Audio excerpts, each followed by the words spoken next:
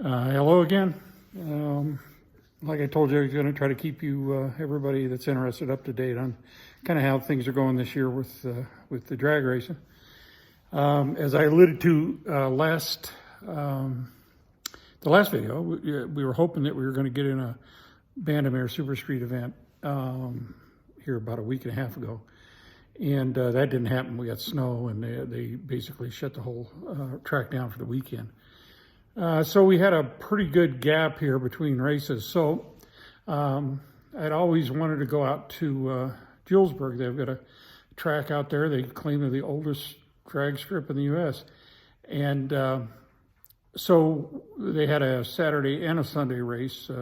Saturday was a trophy jackpot race, and then Sunday was a Super Pro race along with some other classes, but not Super Street. So it's when you're running Super Pro, it's a pretty open category. You do a lot of dragsters, even motorbikes, and for door cars, if you have a delay box like you have to have with Super Street, you can run that in Super Pro. So that's kind of an alternative, and it's an ET or a bracket type race where you set your own elapsed time, and it's a little different than Super Street, which is like heads up racing.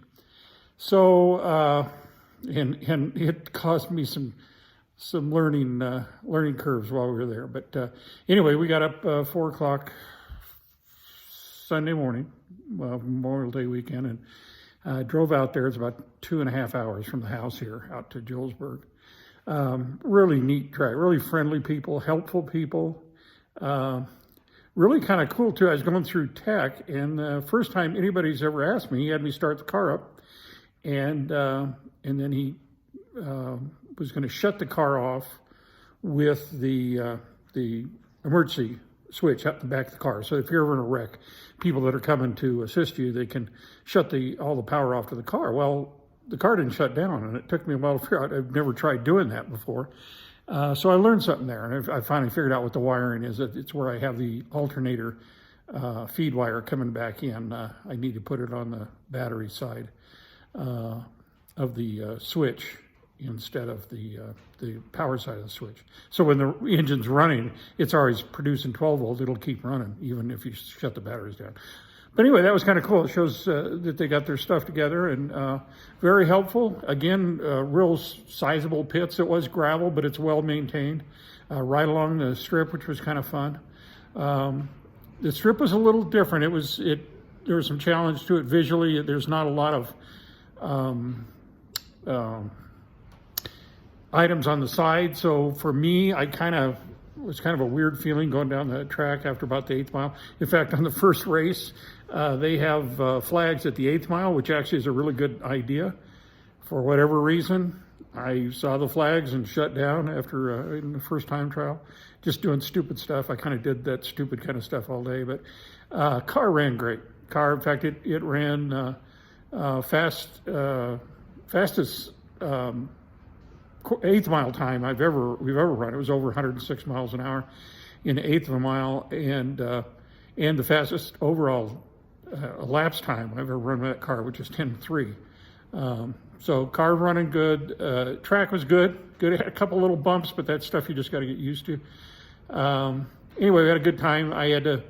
They allowed buybacks, which is if you lose in your first round, you give them a little more money and they'll let you run in the second round. And I ended up winning in the second round, kind of a lucky win. And then the last round I ran, which would be the third round of the race for Super Pro, a real rookie mistake. I didn't get the car down into first, so the trans brake didn't work, and I broke the lights, and the race was over before we even got started. But overall, a good experience. It got out there easily. It beat the rain back. They got a pretty good sizable amount of rain.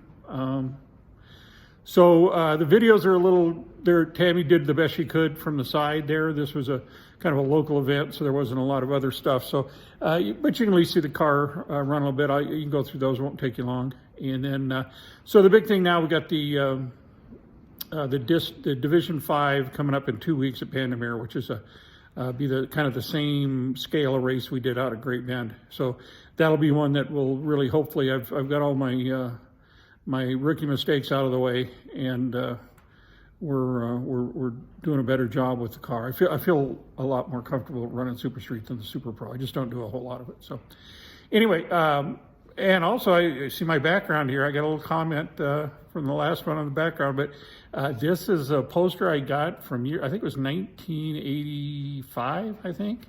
We got invited out to the Mile High Nationals, thanks to Wendy Smith at that time. And she was working for Budweiser. We got to go in the Budweiser motor coach, and Kenny Bernstein was there. We got to meet him, talk with him. What a neat guy. And he signed, not only signed the poster, but he signed a hat for me. In fact, I've still got that. Maybe next time I'll show you that, but hopefully a little more better background. So this will be quick, and hopefully we'll see you here in a couple, 3 weeks on the event at Bandamere. Thanks.